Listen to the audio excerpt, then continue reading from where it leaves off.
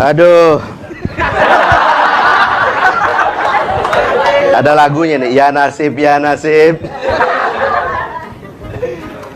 Tapi tadi terima kasih sudah segera diperkenalkan bahwa saya sudah pensiun. Ini penting nih, saya juga mau ngomong yang pertama, gue udah nggak lagi loh. Ini clear ya. Soalnya tadi gue dari bawah tuh wawancara, saya lihat orang masuk. Ini lutut saya agak gemeter gitu. Ini orang-orang yang biasa mau makan saya nih kayaknya. Makanya saya terima kasih tadi pujian-pujiannya.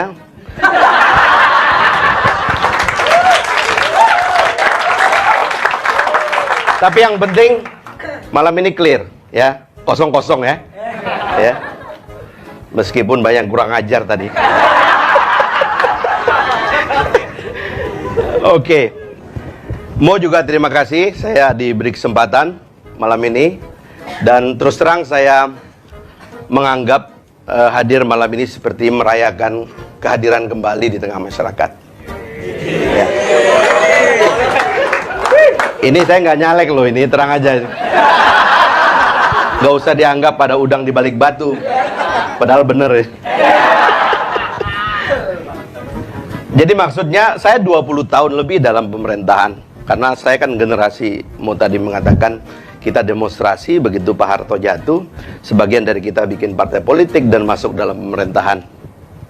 Dan memang lama saya di dalam pemerintahan menyaksikan dari dekat apa yang terjadi dengan negara, ya, dengan eksekutif, dengan legislatif, dengan yudikatif, sehingga cukup lama begitu. Seperti kalau orang-orang, saya tadi melihat cara Anda bersikap, gestur generasi ini, karena generasi Anda ini menurut saya sih generasi baru ya, yang beda lah, paling tidak beda dengan generasi saya. Ada yang jaraknya 20 tahun. Jadi ya kembali kepada masyarakat, maksudnya itu saya bukan nggak ditawari jabatan, saya ditawari jabatan, tapi rasanya saya pengen memang setelah terutama 15 tahun terakhir intensif menjadi musuh masyarakat tadi. Tapi Anda jangan lupa, saya dipilih oleh orang NTB setiap tahun tambah besar, dan tambah besar. Ya. Jadi, ya, mungkin musuhnya itu di kubu Anda kali ya.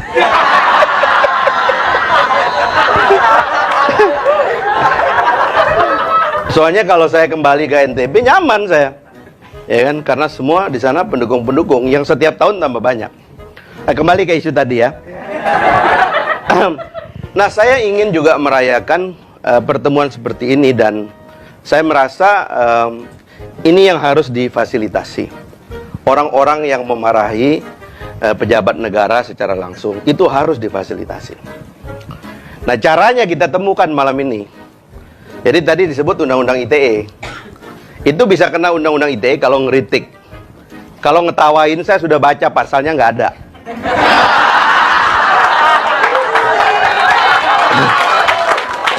Jadi tertawakanlah pejabat sepuas-puasnya, nggak akan masuk bui. Nanti kalau diperiksa oleh Pak Polisi, tadi di kantornya mau saya lihat ada amplop kuning itu, saya khawatir udah mulai ada panggilan itu. Ya, Polda Metro Jaya gitu tadi saya lihat. Tapi kayaknya yang dipanggil dia tuh nggak apa-apa. Dia perlu dipanggil karena saya setiap melihat dia itu ya, kalau lagi tampil gitu ya, saya nanti pensiun kira-kira masa depan saya kayak gini ya gitu. Pikiran saya, terutama yang saya bayangkan gendutnya itu. Karena kan selama ini kan kita ditertawakan orang. Jadi begitu mulai kita menertawakan orang, itu hasilnya kayak mau itu tadi. Nah, jadi kita kembali, saya lihat ya kita menertawakan negara, dan ini adalah porsi kita. Kita membiayai pejabat negara, kita bayar dia, kita ongkosi dia, kita fasilitasi hidupnya. Masa kita nggak boleh ngomong tentang dia? Masa kita nggak boleh marah? Hidup kita lebih getir kok. Marahin aja. Cuman karena masih ada ITE ini, yang terus terang saya ingin cabut ini undang-undang. Ya. Makanya ada kesalahan teknis kemarin. Kalau undang-undang KUHP berlaku, ITE-nya hilang. Kalian nggak well inform waktu itu. Ini ada yang demo nih, saya lihat nih yang kemarin demo nih. Harusnya kalau KUHP berlaku, ITE hilang. Jadi kita maki-maki pejabat jadi enak gitu loh. Karena publik memerlukan itu. Saya sendiri menyadari itu. Maka saya nggak pernah ngeblok follower saya, atau di Twitter saya nggak pernah ngeblok. Mau ngomong apa, muka saya diubah jadi binatang apa segala macam, urusannya terserah. Saya nggak akan ngeblok, kecuali kalau pornografi.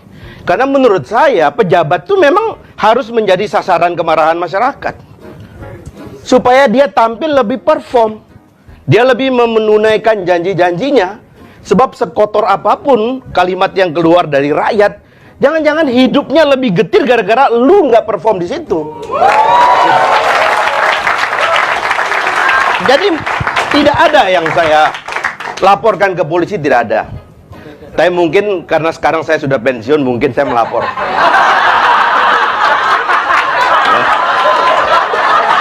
Tadi saya sudah catat beberapa itu tadi.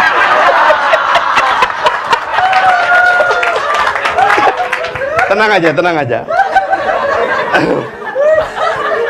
Bahkan saya pernah ngundang tuh teman-teman tuh, kritik DPR sih namanya. Harusnya memang nanti kita bikin lomba lagi. Harusnya di DPR nih, kalau teman-teman sudah jadi caleg semua nanti, terus masuk jadi DPR, bikin lomba maki DPR. Iya dong, iya kan? Biar resmi, biar nggak kena undang-undang ITE. Karena paling enak memaki sebenarnya gedung DPR. Saya akan melakukannya di tempat di mana aspirasi itu disediakan, Pak. Oh, jadi nggak bisa iya, Pak, karena itu di gedung DPR. Itu kita harus bikin tuh lomba memaki. Kemarin lomba mengkritik DPR. Orangnya datang bukannya kritik, maki juga. Ya, kemarin tuh. Dan kontan yang juara kita kasih 25 juta sama motor. Ya kan? Waktu itu saya masih pejabat. Kayaknya sekarang agak terbalik ini, ya. Tadi saya sudah catat nomornya. Tenang.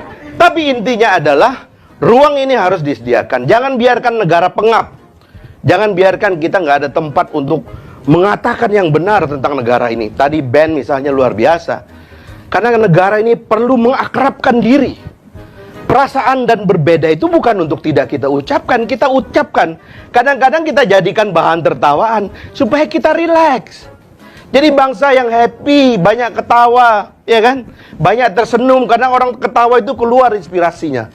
Penemu-penemu besar itu rileks hidupnya, santai. Kalau kita nggak rileks, nggak santai, nggak jadi apa-apa kita. Makanya ngelihat muka-muka pejabat kita itu, ya.